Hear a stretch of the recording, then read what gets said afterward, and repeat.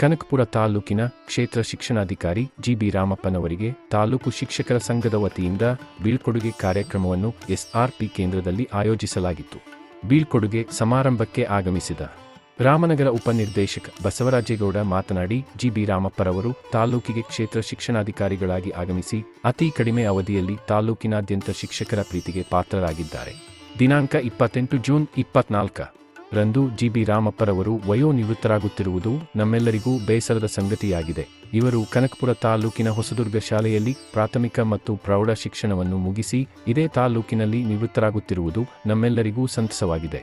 ಇವರು ರಾಜ್ಯದ ಹಲವು ಜಿಲ್ಲೆಗಳಲ್ಲಿ ಕಾಲೇಜು ಉಪನ್ಯಾಸಕರಾಗಿ ಸೇವೆ ಸಲ್ಲಿಸಿ ಇವರು ವಿದ್ಯಾಕ್ಷೇತ್ರದಲ್ಲಿ ರಾಜ್ಯಾದ್ಯಂತ ಹಲವು ಹುದ್ದೆಗಳನ್ನು ಅಲಂಕರಿಸಿ ಉತ್ತಮ ಆಡಳಿತಗಾರರೆಂದು ಗೌರವಿಸಲ್ಪಟ್ಟಿದ್ದಾರೆ.